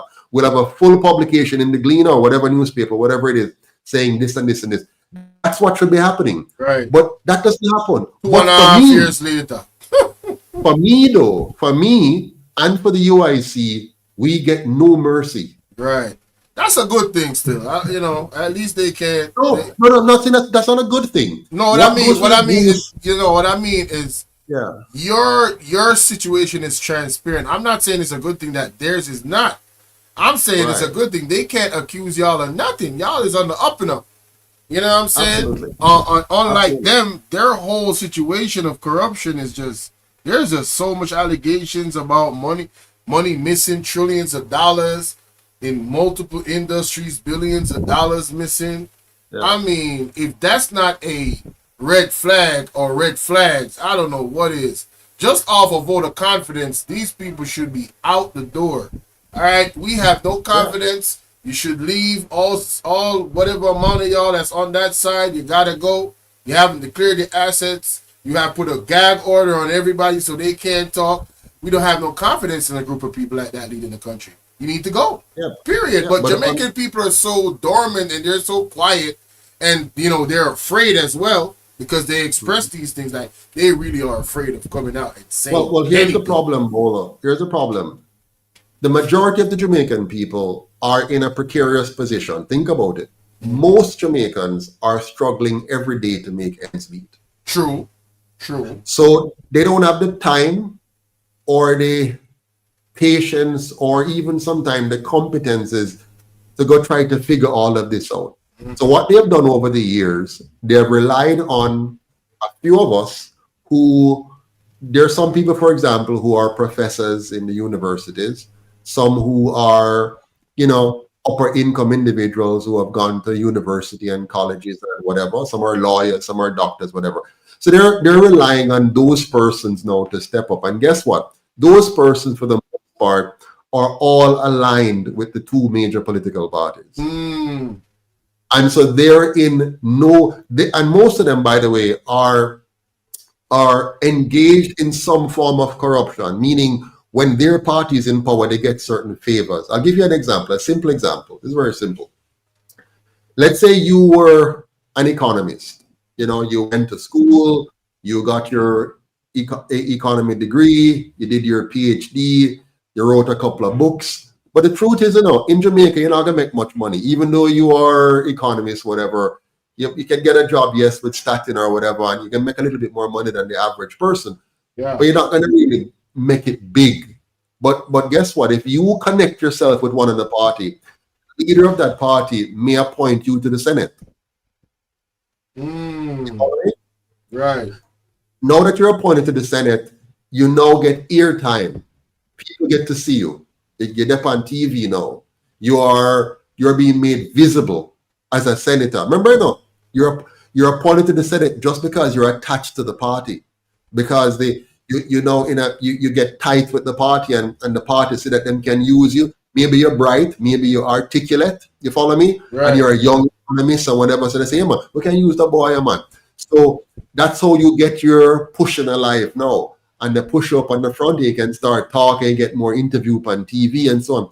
Then as they profile you that way, later now, they say, all right, good. Now you can run for a seat. Now when you run for the seat, what happened? Remember, you now get facial recognition, right?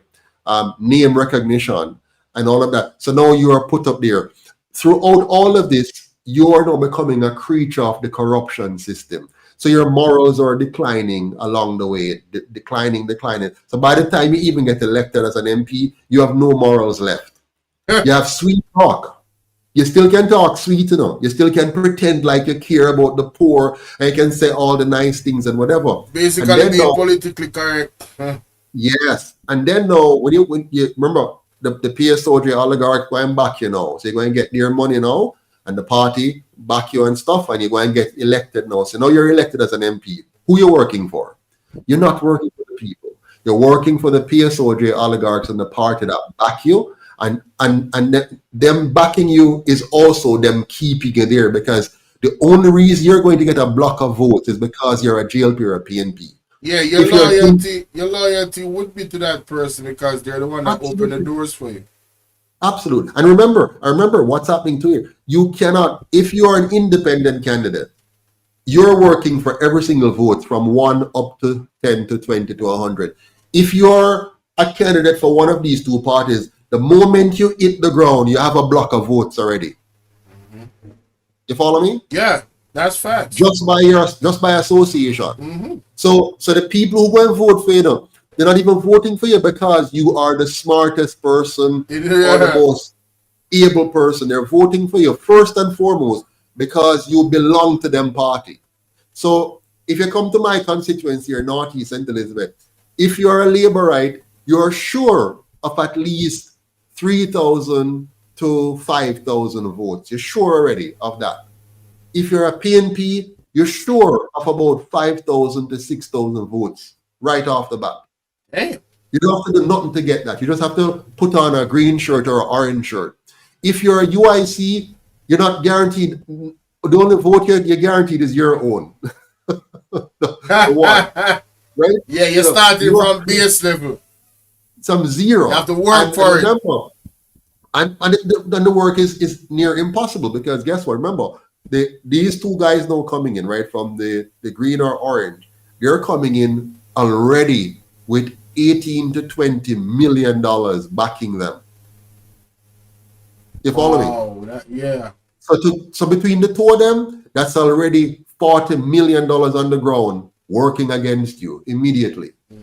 Now, which independent normally, unless you're filthy rich, and all the filthy rich ones are a part of the PSOJ oligarchs who are backing this already, okay?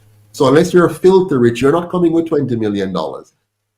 And you have to build an apparatus and build a ground team and whatever, which is why the UIC is saying we have to go back to Marcus Garvey's approach.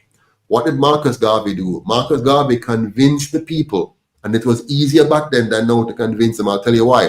Back then, we were more united. We desperately wanted to get out of the filth of the colonial right. We were all facing the same struggle. Exactly. Our back was against the wall, and we wanted to get out. Today, we feel like we're back now against the wall. Yeah, we have more whole slaves.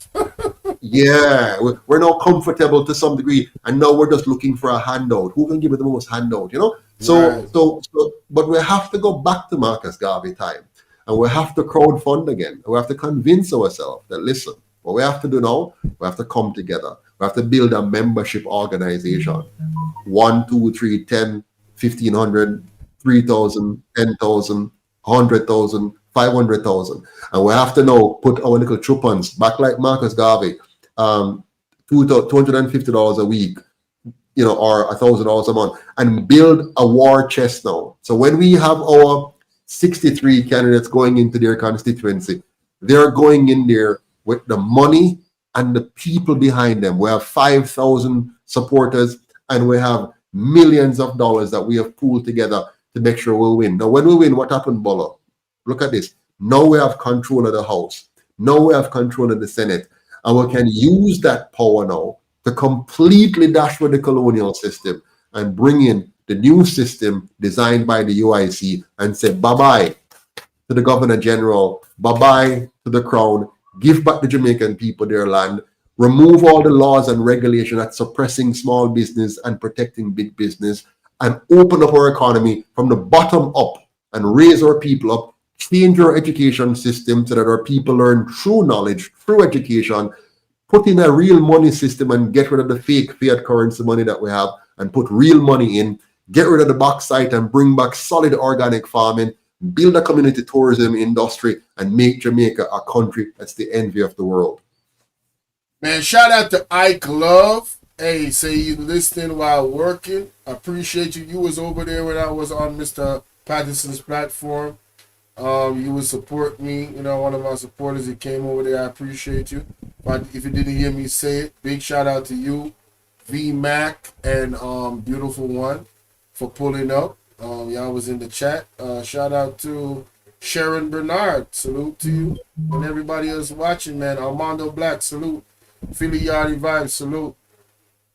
Yeah, Marcus Garvey for me is definitely has the blueprint. So I am totally aligned with all of that. Like I said, you know, I'm just gonna, you know, put in my country. It's time for us to put our money where our mouth is. And any entity or group that I see is actively, you know, working towards the liberation and the development of our people as a collective, I'm gonna put my 2 cents in it. And I can only encourage others to do so. They gotta use their own discernment. You know what I'm saying? At the end of the day, they work for their own monies.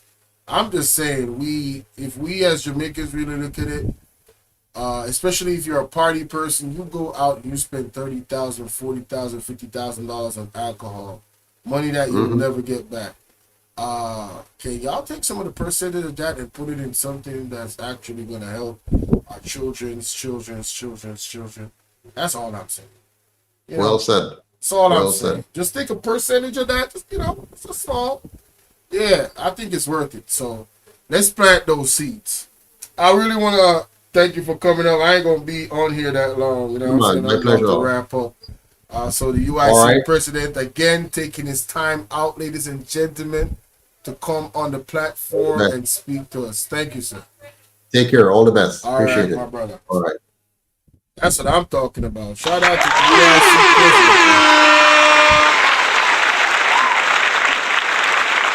Shout out to the UIC president. Heard me? Big up to the UIC president, man. I mean, listen, I'm not a large platform. You know what I'm saying? And if it was just for Kevin Ellis, salute. If it was just for, and I'm not being paid by the UIC, I'm actually going to put my money in to support the UIC and what they're trying to achieve for the collective. All right? Like I said, it's time for us to put our money where our mouth is. It's time for us to fund our own liberation, ladies and gentlemen. It is time. It is time for group economics. You guys can do it within your families. Right? Y'all can do it within your families. Yo. All right, let me do something real quick. I'm sure we got a calculator on here. Here we go. I'm sure we got a calculator on this. All right, boom. Damn, this calculator is big. Hold up, let me put it up over here. Yeah. And then I'm going to share my screen. I want to do a little math with my people before I go. I want to show you group economics and how powerful this can be. All right? Check this out. Check this out, right?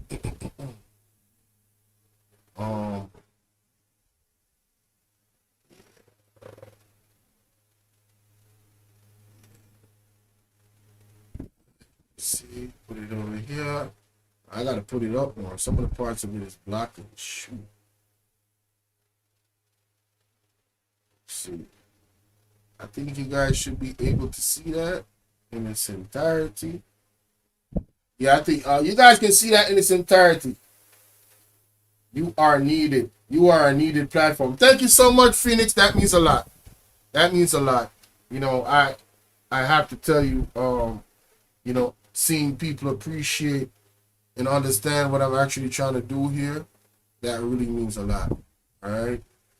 So, okay, you guys can see it. All right, check this out, man. So, like I said before, 10,000 Americans that are of like minds coming together, and there has to be paperwork. Everything got to be legal. You know, hey, everything got to be paperwork. All right, sign contracts. All right, ain't nobody can move with the funds. The funds is not for no one person. It's about the collective. All the money will be used. There's going to be important things put in place. So every accountants, everything. There's going to be no funny business. All right. So 10,000 people together, right? And all of y'all put 100 US together. That is $1 million. Times that by 12. We have 12 million US dollars. I want you guys that understand credit to tell me how much money you can get from the bank through credit. A line of credit you can get having $12 million in your account. And every month you be adding another million. You never stop. It's not a 1-year thing. Right? So for the people, the smart people, the people that are economically savvy, you're going to need them in this group. Right? Because that 12 million in 10 years, that is $120 million. I'm just talking about 10,000 people of like minds putting 100 US dollars a month towards this effort right here. Imagine that number grows. You guys actually do what you said you was going to do, full, all planned out, and you achieve it. Now you become an example of what is possible. Right? As that example, that's going to motivate other people in other parts of the world to say, wait a minute, how did they achieve this? Boom. The light bulb goes on. They might do it on a smaller scale, but it's the same method. Group economics. Trusting each other enough. Going into contract for the betterment of generations to come. This is about generational security. Owning land, building cities. Right? Investing in our children so they can go to school and become engineers. Right? People that you need when you're going to build a society. Because the money you're going to pay is the same people that is within your own community. You're an electrician. You're an engineer. You know there's all types of engineers, right? You're an actual teacher. Like you went to school for this. So we can build our own curriculum and teach our own history and give own accounts of our own situations. That is true empowerment. Instead of having somebody else and other entities teach your child, listen, we know you was born as a boy, but you might be a girl. Teaching your children these types of confusion. And I heard Beautiful One say, shout out to her, that homeschooling your kids is very, very easy. People be making excuses. Hey, I don't know if that's true, but holla at Beautiful One if you want to find out how to, educate your children from home. Because you will not allow them to be a victim of the school system. And one of the core things that's going to make this work is going back to family. Family. I keep saying it. I'm going to keep saying it. We have to go back to family. Family is everything. You know what? I'm going to make a t-shirt. I'm going to make a merch. I hope nobody don't take this idea. I said it here first. One of my first merch is going to be family is everything. Because I believe that every empire on this earth was built around the core strength of family. To maintain peace, princes and princesses from different families would marry. So that kingdom over there and that kingdom over there become one kingdom. Ladies and gentlemen, can you imagine if we were actually woke?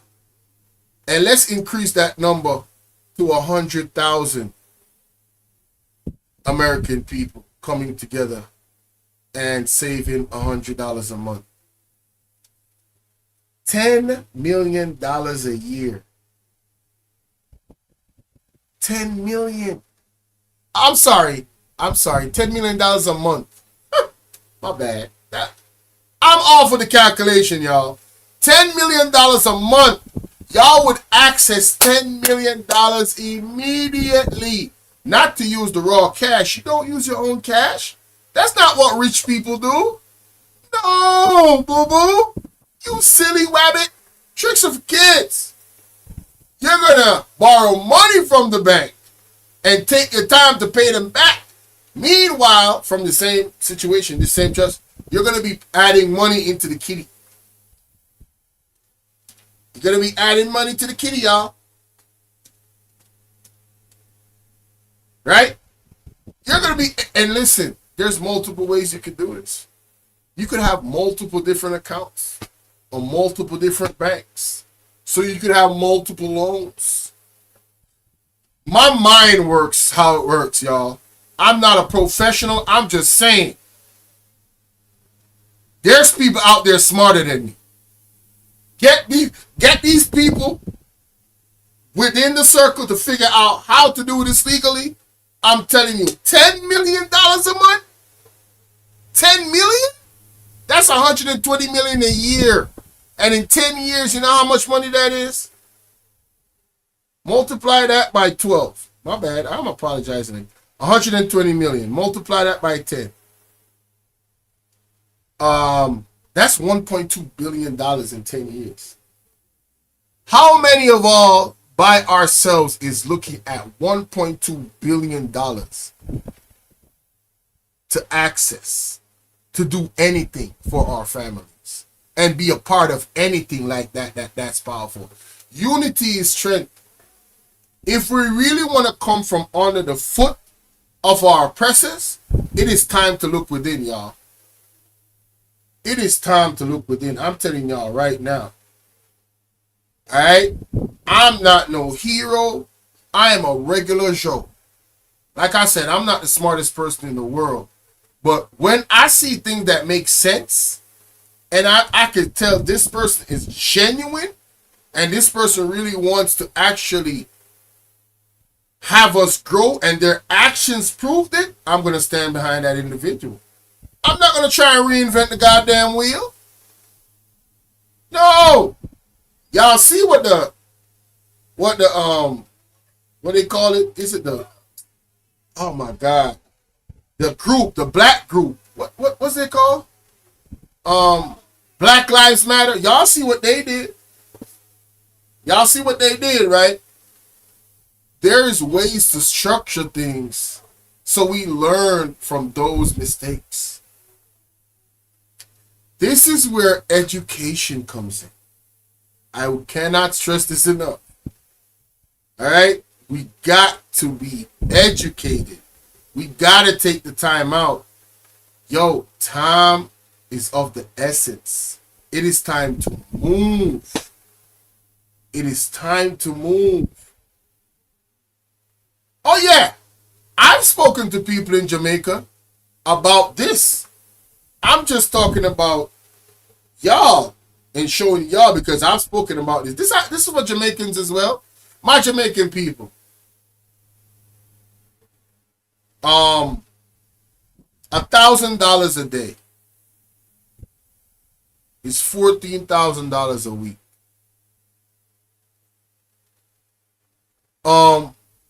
I want to ask you, can you save $1,000 a day? And I want you to think about all the stuff that you buy within a day. Alcohol, some unnecessary things, right? That extra food, juice, all of that. Like, I think we can save $1,000 a day. If you really putting in work and you working, you can save $1,000 a day. $1,000 a day would be $14,000, well, $17,000 a week, $14,000 every 2 weeks, and that would be $28,000 a month. Right? $28,000 a month on average. To put into this, let's go to the calculator. All right. 10,000 people saving $28,000 a month in Jamaica. All right. Oh, wow.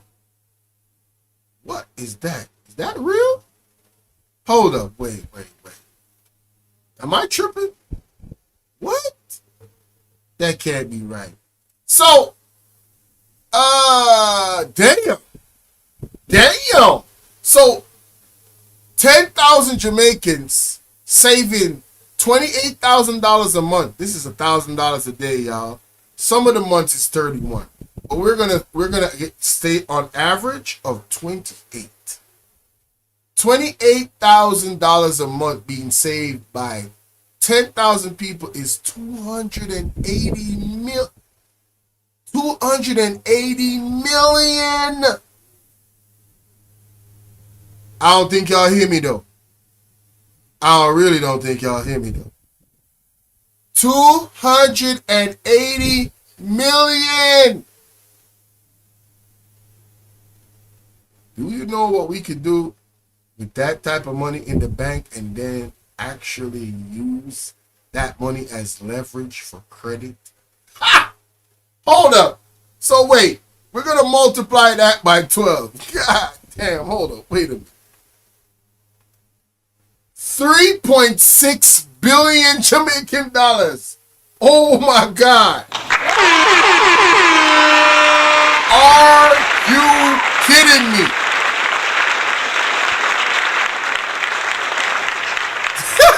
Yo, this is on the fly. I'm sorry. I'm actually stunned by my own goddamn thoughts right now.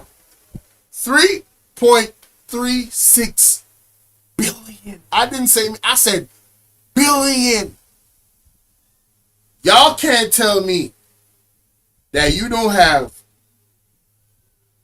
10,000 people in Jamaica with like minds that are actively working and doing, I'm talking about legally, working and making their money to save $1,000 a day. Listen, there's 365 days. in a year. All right. So I'll just do it like that. 365 days in a year. All right.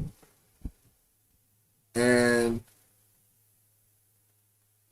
that's $365,000 a year saved by one person. Then you multiply that by 10,000. All right.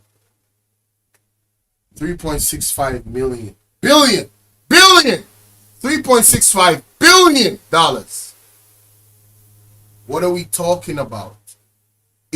If these 10,000 people are committed and do it the right way, I'm talking about in 10 years, you could own half of Jamaica. You could be in so many different types of businesses. There's too many doors. We could go into growing medical marijuana. We could go into farming. We could build supermarkets. We could build homes. We could build Airbnbs. I'm talking about these 10,000 people would own all of this. How did they do it? They were not a part of the elites. They were committed to a mission of selflessness. Because that effort is not something that one person would own. It would pass down through lineage, generational wealth. Everybody that comes add-ons, the number grows. 10,000 persons, how many sons, how many daughters? They pile in. It goes from 10,000 to 30,000. From 30,000 to 50,000. From 50,000 to 100,000. Y'all get it? Through group economics, you can never lose. And the government can't do a goddamn thing about it because it's legal.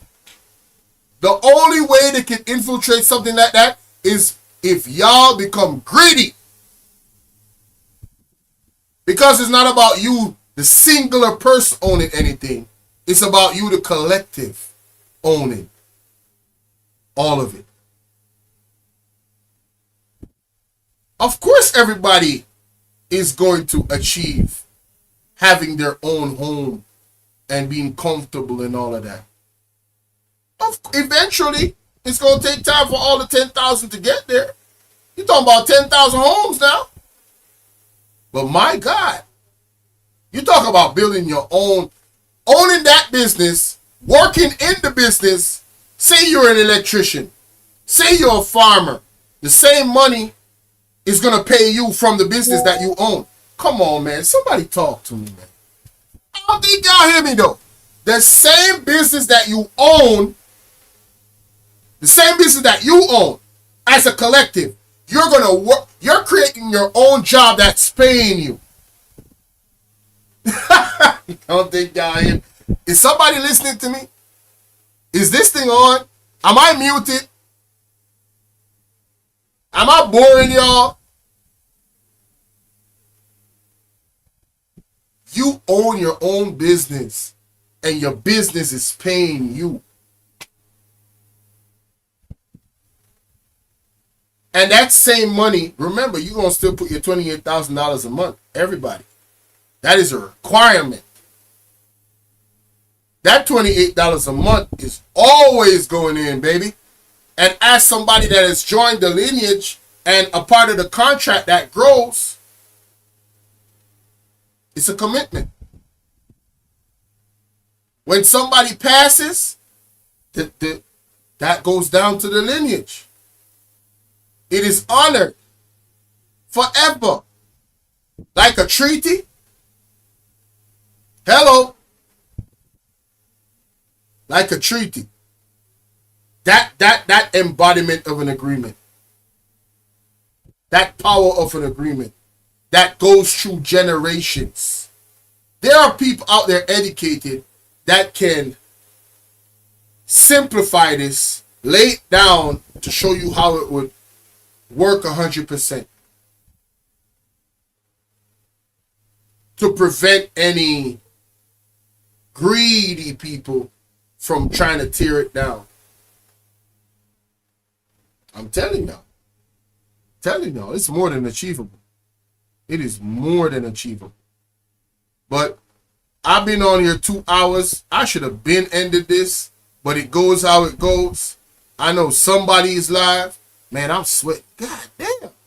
I want to say shout out to Miss Collins, everybody that came through. Phoenix Rising, Antoine Stevens, Ike Love, Philly Yardy Vibes, Sharon Bernard, the P305. I want to thank Mr. Joseph L. Patterson for coming up. You know, the leader of the UIC, Armando Black, saw you in the building. CC, appreciate y'all. SJ, thank you so much for the donation. Empress 13, Miss Chicago. You know what I'm saying? Who else came through? Draft, Miss Genesis. Everybody, man. I'm not seeing all the names, but everybody. Salute to y'all. Thank you so much, Miss Collins. Y'all have a blessed day. And yeah, we should you know what I'm saying? We should rock out. We should rock out with some music, man. We should rock out with some music. And I'm gonna rock out with the Bob Marley, man. I'm gonna rock. I didn't know I'm gonna get a copyright for that. I'm rocking out with the Bob. Yeah, Bob Marley. Marcus Garvey. Yeah, emancipate yourself from mental slavery. None but ourselves can free our minds. This is how I'm rocking out, y'all. Y'all have a blessed.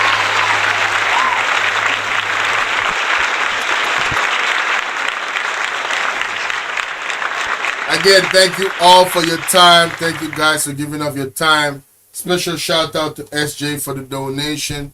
I am your brother Bolo V&R. And I hope you found value in this live stream. And if you did, please share it with someone. You know, yeah, that part. Shout out to all the new subscribers. Shout out to all the day ones. You know, salute to all the other content creators out there that are actively using their platforms for positivity and actually trying to move the needle and awaken our people to greatness and our potential. All right, that's my time. Bless you guys. Y'all have a safe and wonderful weekend.